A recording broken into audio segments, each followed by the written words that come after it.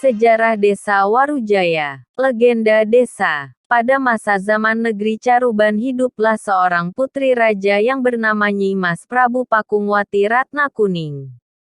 Pada suatu hari beliau meminta izin kepada ayahandanya untuk pergi mengembara.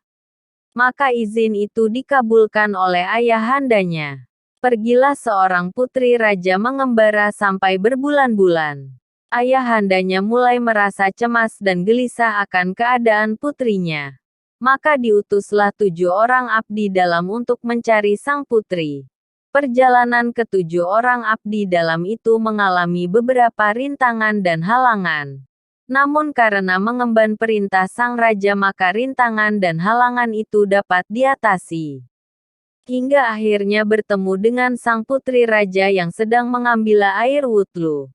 Ke-7 abdi dalam pun ikut mengambil air wudhu untuk melakukan salat zuhur pada waktu itu.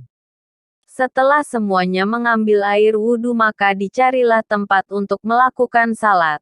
Oleh sang putri raja ditemukanlah 4 orang melakukan salat di bawah pohon waru yang gede, besar, dan pohonnya rindang.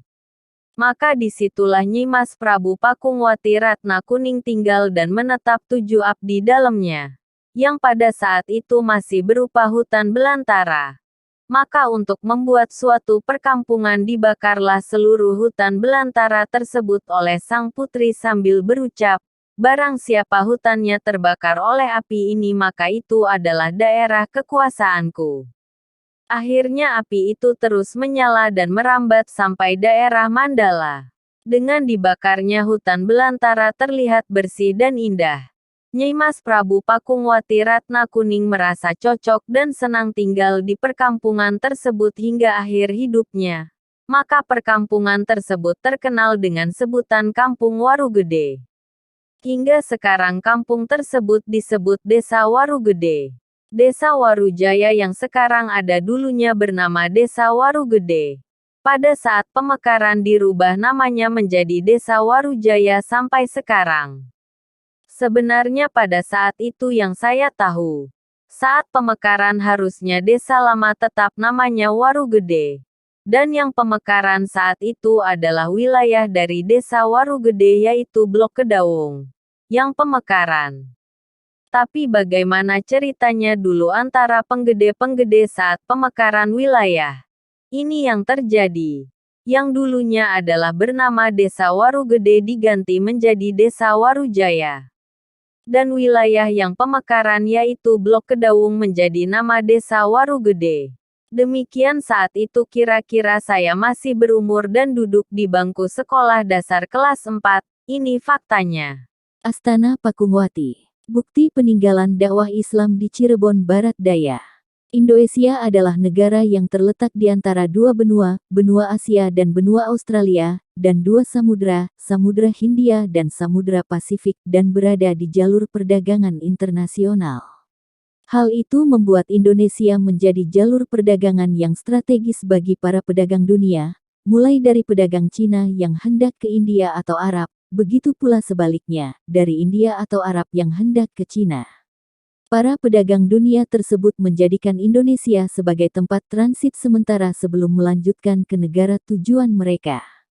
Dari sinilah Indonesia mulai terbiasa dengan kedatangan bangsa luar dan karenanya terbiasa pula dengan budaya luar yang para pedagang bawa. Dari proses perdagangan tersebutlah Indonesia menerima berbagai pengaruh budaya yang masuk, bukan hanya budaya melainkan juga agama. Salah satunya agama Islam. Islam adalah agama terakhir yang masuk ke Indonesia, namun perkembangannya jauh lebih cepat dan luas dibanding agama-agama sebelumnya. Islam masuk ke Indonesia pada abad ke-7 dan terus berkembang serta prosesnya lebih demokratis daripada agama Hindu. Itulah sebabnya pada abad ke-16 telah dapat menggeser kekuasaan Hindu Kerajaan Majapahit. 1.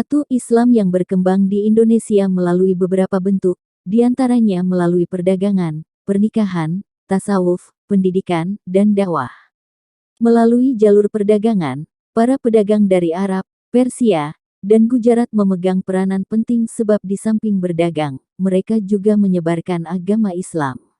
Mereka mendirikan perkampungan sendiri, perkampungan pedagang muslim di negeri asing yang disebut Pekojan.